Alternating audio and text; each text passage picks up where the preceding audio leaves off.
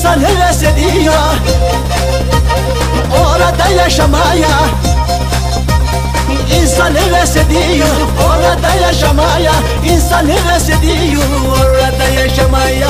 İnsan heves ediyor orada yaşamaya. Kadırganın yolları, yol üstünde suları, hiç aklımdan çıkmıyor göğsü ormanları. Hiç aklımdan çıkmıyor Folcere ormanları. Hiç aklımdan çıkmıyor göğsü ormanları. Hiç aklımdan çıkmıyor Folcere ormanları.